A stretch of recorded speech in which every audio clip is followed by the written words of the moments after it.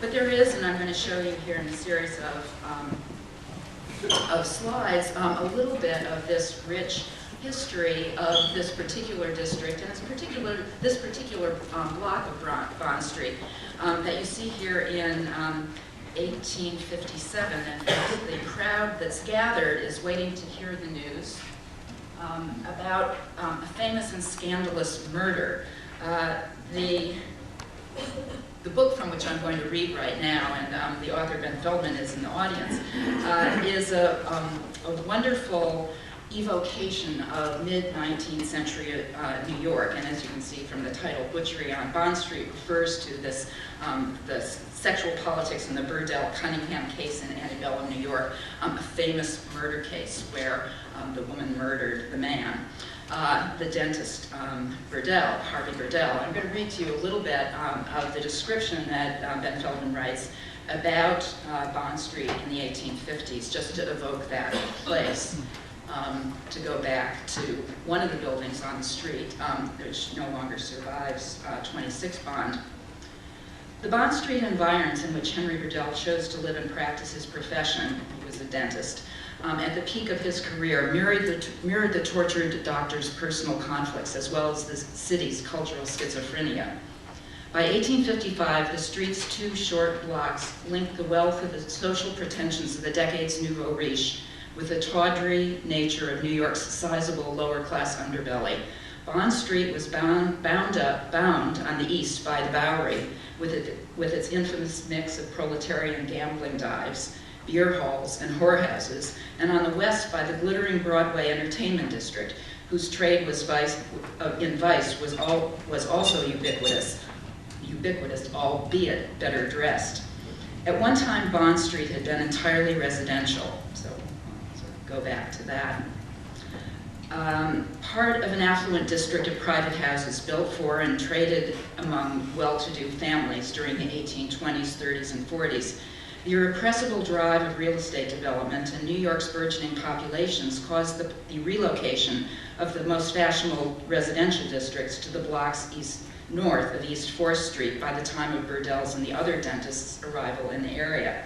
And I'm skipping down. By the early 1950s, the Broadway blocks near Bond Street had filled up with new hostelries, fancy department stores, and glittering restaurants in a wholesale recentering of New York's hospitality and retail districts. The sumptuous lobbies and the dining salons of the hotels were filled with businessmen and politicians from the area and across the nation who gathered to wheel and deal in the financial and the political influence while wining and dining without restraint.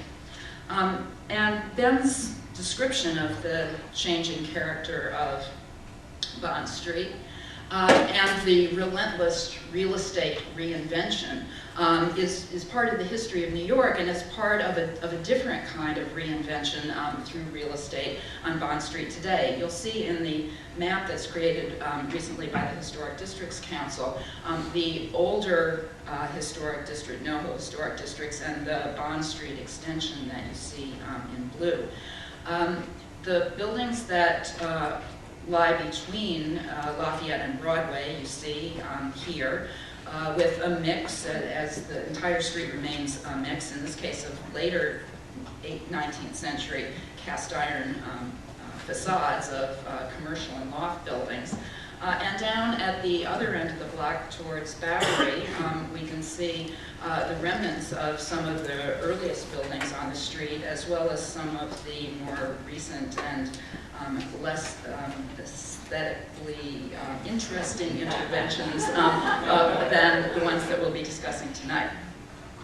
25 Bond Street will be talked about by the team. This is the development of Romy Goldman with BKSK Architects, and I'll introduce them in a moment. 40 Bond Street, developed by Amy Rosen and Ian Schrager.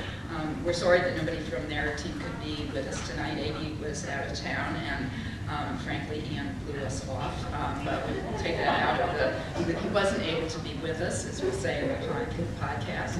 And the architecture is by Herzog and de Morin. 48 Bond with the developers Romy Goldman and Capoccia. And the architect, Deborah Berke, is somewhat smaller in scale than the other two, but you can see has an extremely appropriate in Landmark's terms facade, which has still a very subtle and but yet significant play on the vocabulary of the commercial loft architecture of the street. And here are just some views of earlier this week.